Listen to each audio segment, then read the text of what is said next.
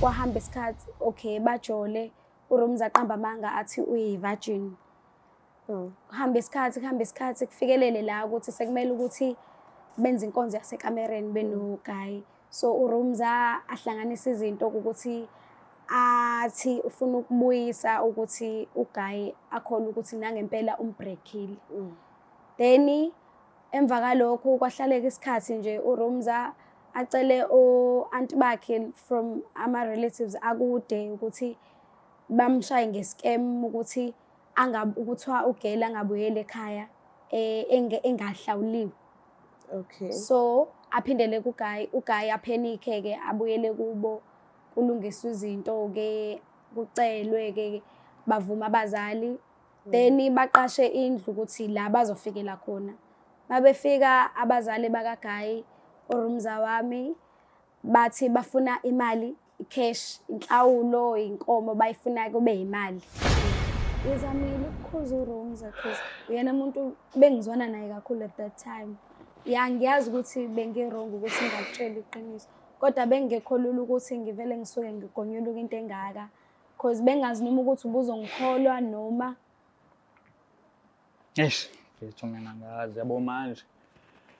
Imizwa yami ihlangahlangene. Nawe uyayazi ukuthi lo muntu ngimthanda kangakanani. Kade ngakutshela almost every time masihle sonke noba uyayazi ukuthi ngikutshela kangakanani ukuthi ngimthanda kanjani. Eish manje uma ungitshela lolu daba, eish. Angazi mfethu.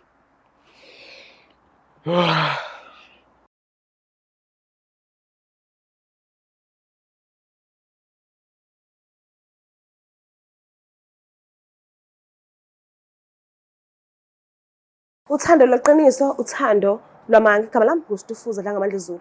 Ngiyabingelela nonke ababukeli bayo iBlack Life TV. Namhlanje ke sivakashela udadewethu nakanjani khona lento esenhlizweni yakhe afisayo ukuthi ayikhiphe kuloyo muntu loyo acelile ukuthi asondezelwe yena. So ke asike silalele nje sithini ukuthi sithine story sabona kanjani. Ngiyaphila njani? Ngiyaphila nami. Ngicela ukwazi khona lakho nesibongo nala usokhona. Igama lami uLesakhanya isibongo kaMaDikane, ngisuka eChesterville. Kuphi emakhaya wakho? Emakhaya ngisuke Eastern Cape Sikisiki. Oh, okay. So ngicela ukwazi ke ngento nje oyizele la ekhaya namhlanje ungiqale ekuqaleni uzofinyelela kuvutho ndaba. Okay, namhlanje ngibhalele iBlack Life cause ngifuna uku-expose u-roommate wami. U-roommate wami kukhona uGayi benze first year thina sesenze second year. uGayi besanda kufika so bengazi lutho oluningi. So uRumza wami akayena umuntu oright. Ekufikeni ukuthi mina ngifika nami e-university siqala nje ukuba uRumza because manje uRumza ngicina seniba wosisi. uRumza wami ungifundisa, angeke ngisho ukuthi ungifundisile kodwa nami ngigcine sengazi ukuthi nge-weekend kumele ukuthi sihambe siyophuza yonke leyo nto. uRumza wami okay ehlangana nalo Gayi sehlangana naye kwi-study. Then kwahamba isikhathi, okay, bajole, uRumza aqamba amanga athi uyi-virgin. Kuhamba isikhathi kufikelele la ukuthi sekumele ukuthi benze inkonzo yasekamereni benoGayi. So uRumza ahlanganisa izinto ukuthi athi ufuna ukubuyisa ukuthi uGayi akhona ukuthi nangempela umbreakile. Then emva kalokho kwahlaleka isikhathi nje uRumza acele o-anti bakhe from ama-relatives akude ukuthi bamshaye nge-scam ukuthi ukuthiwa uGayi angabuyeli ekhaya engahlawuliwe. Okay. So aphindele kuGayi, uGayi aphenike-ke abuyele kubo, kulungiswe izinto-ke, kucelwe-ke, bavuma abazali. Then baqashe indlu ukuthi la bazofikela khona. Mabefika abazali bakaGayi, uRumza wami bathi bafuna imali, i-cash, inhlawulo, inkomo bayifuna kube imali. Yeah, then-ke emva kalokho-ke imali bahlukaniselana ngayo-ke. uGayi ngiyambona ukuthi uyamthanda ngempela uRumza.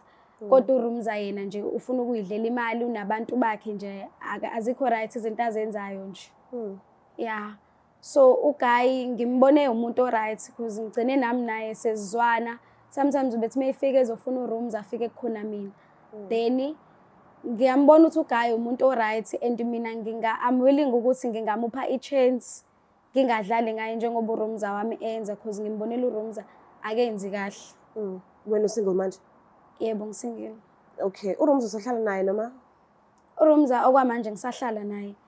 But bengiplan ukuthi ngizoshintsha isikole since i-course yami le ngiyenzayo ingangihambeli kahle. Okay. So awucabanga ukuthi noma ngabe kuthiwa uyayishintsha indawo but akufuna zakuthola mhlambe enze noma yini ebuhlungu kuwena because umvezile izinto abethanda ukuthi zifihleke yena. Ya kungafikelela khona lapho. Kodwa naye ayilungile lento ayenzayo because kunokuthi ayiyeke uyaqhubeka nayo. Uke wamkhuza nje mhlambe umbonise nje ukuthi ayikho right lento le nje ukhulumisane naye? Ngizamile ukukhulumisana naye kodwa yena ube umuntu oseyitshelela ukuthi yena impilo yakhe uzoyiphila kanjani. Yeah. So akubanga lula. Yeah ngizamile ukumconvince kodwa nje wayishaya indiva nje indaba yami wangikhombisa ukuthi yena nje uzitshelela ukuthi ikona azokwenza lokho. Yeah. What if ubhuti wabantu uyanqaba ukuthi abe nawe kuyi relationship? Uma ukuthi uyanqaba kulungile nalokho kodwa at least azi ukuthi kwenzakalani behind his back. Because uGuy uyamthanda ngempela uRomza wami. Yeah. So uGuy udeserve ngcono kunoRomza. Okuwena lokho kungcono? Yeah ngenze ukuthi ngingcono kunoRomza wami. Okay, kulungile. Ithi ngimlande khona sizozama ukuthi sikhulumisane naye umbone ubuso nobuso. Okay. Ngicela isindezelele.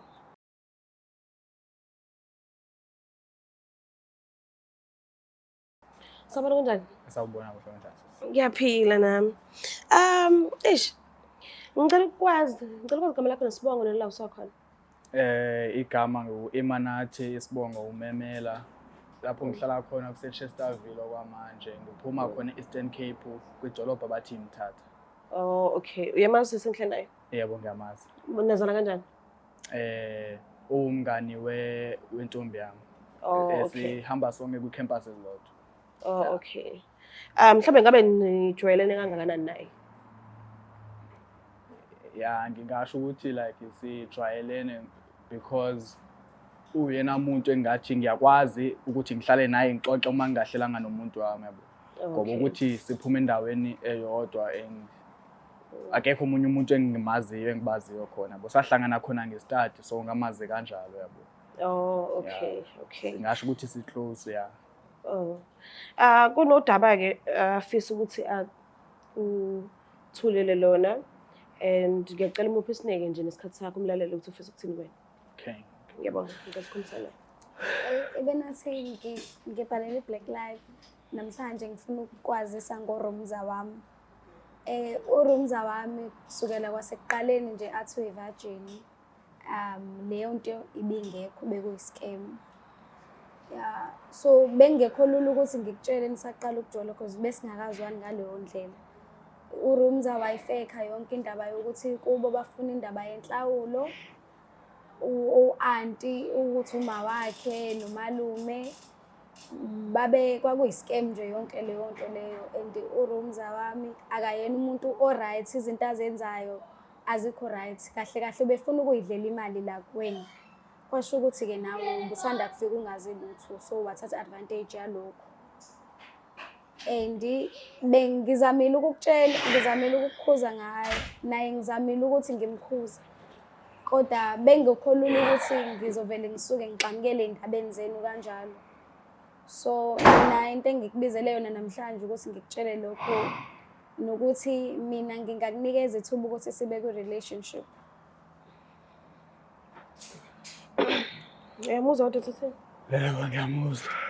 Eish. Lento ekhulumayo uyaqala ukuyizwa noma mhlawumbe ke wasola ngaphambilini noma nje usha. Ngiyaqala ukuyizwa ngingakusha ngempela. Because akekho umuntu bengimazi la yabo. Futhi sonke sihlangane ukuthi sizele la uzokufunda. Okay. Ebengekho ukuthi omunye ayamazi ukuthi omunye wazini omunye akazini. So mina kade ngangimthembile lento ayingitshela yona ukuthi yona li-virgin noma. Manje ngiyacabanga mayiseyisithi ayingelona i-virgin ngoba kuningi okusekwenzekile manje. Wezwani kanti wena uqala ngqa kuba nayo? Anginothi ngiyakhumbula kahle because ngelela langa sasidakile. Okay. Yeah. So awubanga usanaka into eningi. Yeah, anginokusho ukuthi mina iningwane kwakunjani because sasidakiwe too much. Okay. Into engiyikhumbula ukuthi ngiyakhumbula silala ndawoninye. Ngapha kwangikhumbuli kahle enye into ukuthi kwakudala. Okay. So manje ngeke ngizibe sakwazi ukuthi ngibuyisele khona. Okay. Yeah. Ngiyakuzwa. So lokho okunye ke akusho ngasekugcineni ukuthi uzimisele ukuthi abe nawe ezothando. Uyakuthanda akafuni ukubona omunye umuntu edlala ngawo, ucabanga ukuthi udeserve okungcono kunalokho nakho manje. So kona ke mhlambe ke ngiyazi ngenzeka ukuthi mhlawumbe lemibuzo eminingi osadinga ukuyibuza nje awukakabi right saseyinto entsha osazodinga mhlawumbe isikhathi futhi yokucabangisisa kahle ngayo angazi but okwamanje ngicela ukunishiya nje noba uthuni ukukhulumisane ngizobuya mase ngibona ukuthi ni right. Buze noma yini ofisa ukuyibuza nikhulumisane nje kahle naye. Ngizosikhulumisana naye kahle. Ngizobuya.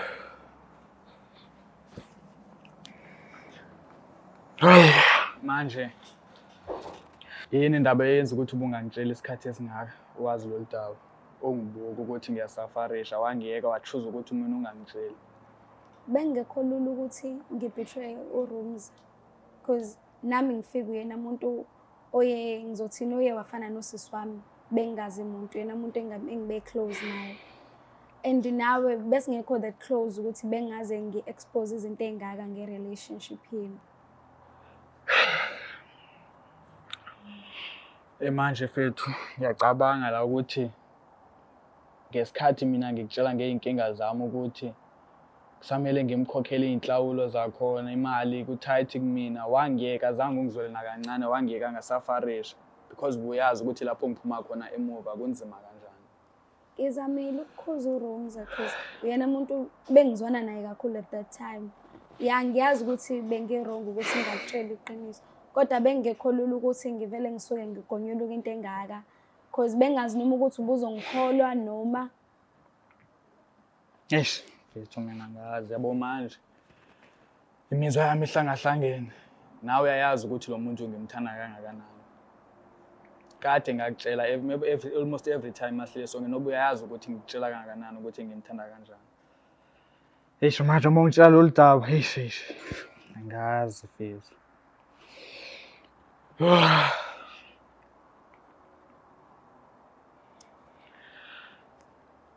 Manje mina ngizobatshela kanjani abantu bakithi ukuthi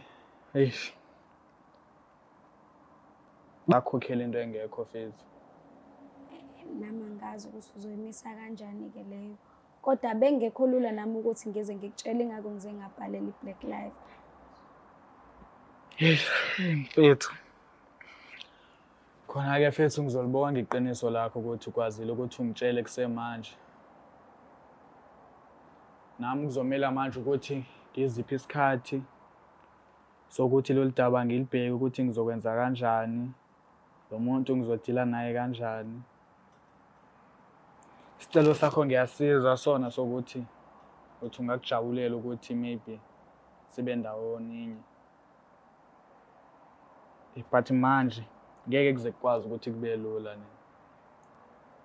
because kuzodinga isikhathi ukuthi nami ukuze ngikwazi ukuthi ngixole manje nawe ngasho ukuthi ngisakukwatele kancane because isikhathi iside ngizitshela ukuthi wena honest kumina ngomngane wami ngempela. Mina ngisacrifice izinto ezinzima kabi ukuthi ngikwazi ukuthi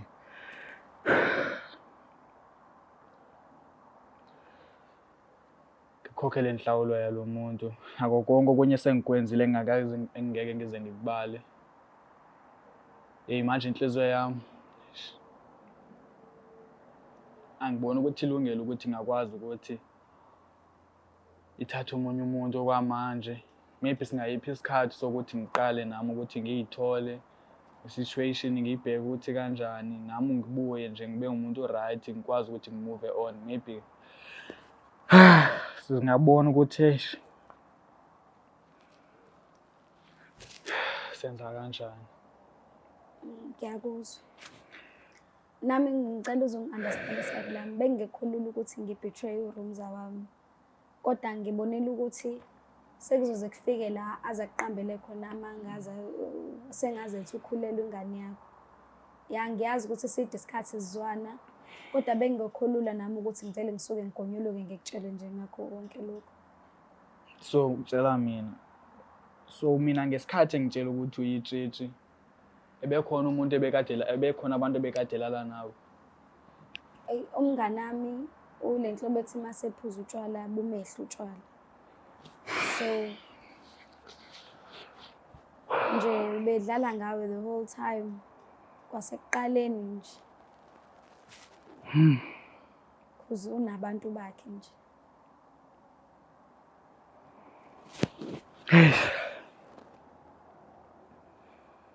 Ya ngiyakuzwa mfethu ngiyakuzwa. Eish.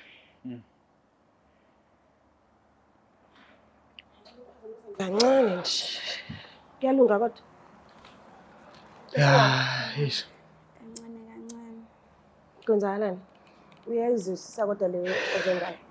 Ya uyangizwa khona noma khona futhi enokungidatha ukuthi ngiye ngangamtshela iqiniso bengumngane wakhe. Okay. Usadiniwe? Ya yena angimdinele ukuthi ebengangitsheli nengam understand iposition ebekuyona make ngitshela kanje ukuthi okay bekuposition etough ne. So manje ngise disappointed ukuthi ungiyekile ukuze ngasafarisha because uyayazi ukuthi lapho ngiphuma khona umndeni wami akathathi intweni lapho bayazama lapho kuzameka khona nale mali ngayikhokhayo ayizange ize ngendlela elula kwaphoqa ukuthi kusacrifice abantu into abanazo ezibalekile. Okay. Yabo besacrificeela mina nami ungane ithembiso engizenzayo kubona ukuthi ngizobabheka kanjani manje mase ngitshela into kanje angazi ukuthi ngithini mina ukuthi ngizobatshela ukuthi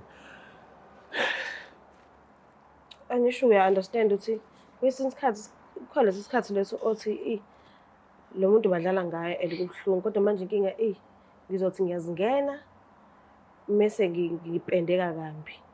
So ukubona ukuthola ukuthi uzobambeka hayi ngoba nakho umuntu usuku uqondile ukuthi uyamnyekelele usumlahlile but khona ezinye izinto engakhulumeki. So kwakona nje sibindi abe naso sokuthi aphumele obala akuchazele ukuthi ithini into kwenzakalani kuhamba kanjani noma kwahamba kanjani konke lokho nje mhlambe ngabe kusho ukuthini kuwena.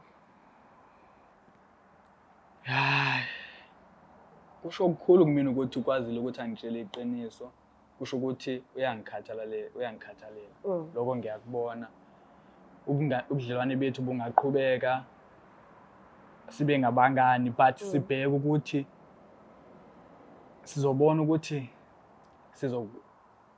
sizokusa kanjani kwenqanaba elilandelayo ngokuthi sithathe izinto kancane nami ukuthi ngizama ukuthi ngidlulisela le ndaba aqade ungitshela yona kangaka ukuthi izinto sizozenza kanjani lo muntu sizodila naye kanjani konke lokho nje kodwa iqiniso lakhe ngiyalibonga mina yena because bengumngane wami iqiniso bengimthembile namanje ngisamthemba nangona ngingasho ukuthi ngidumele kancane ukuthi isikhathi eside kangaka bengangitsheli kodwa ngiunderstand iposition abekuyona.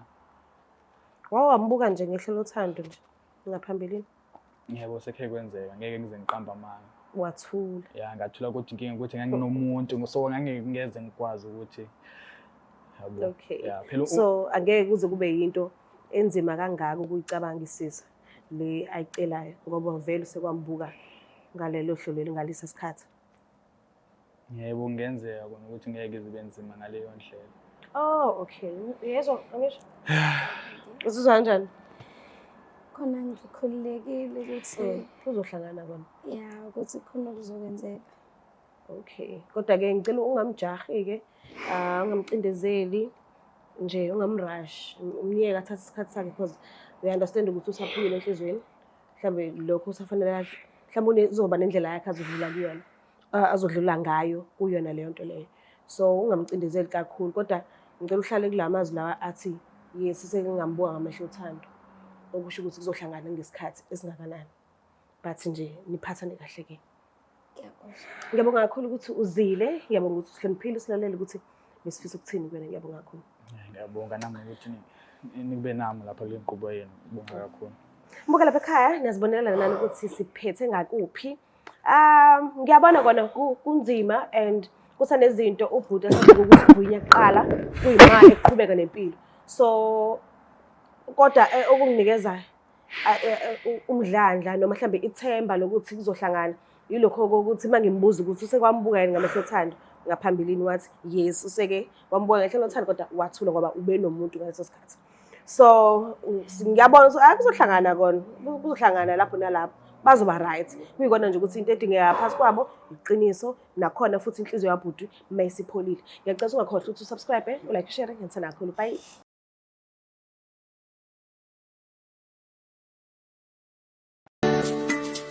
Black Life Traditional Pharmacy izimpande zama-Afrika. Sikulethela konke ongakudinga. Sisebenzisa imvelo kokulapha, sididiyele izimpande, kwahlanganiswa ongoti abahamba phambili kwezokulapha ngesintu. Senzela wena. Sikhona isikhafula sokubuyisa isithandwa sakho, ukuthola umsebenzi, ubuyisa umuntu wakini owaduka. Sikhona neziwasho. Sikhona isiwasho sokugeza isichitho, ube nogazi, uthandeke ebantwini, ukususa amathunzi amnyama, nokuvula izinto zakho zikale phansi abantu bakuthande. Siyabasiza noma uma unenkinga umhlume, ama-ulcer, i-cancer, i-BP, ushukela, ama-fibros, uvule nesibeletho ukuzothola abantwana. Siyabasiza nosisi ukukhuphula isitofu sibeke ku-6, indoda ikuthande kakhulu izikuphi imali. Nobaba sebasiza ukuqinisa idonkipiri, umthetho uqine endlini. Wenza umuntu wakhe athande wena wedwa, alangazelele wena wedwa futhi uphinde uvikele umkakho. Woza kithi e-pharmacy, e-Black Life Traditional Pharmacy.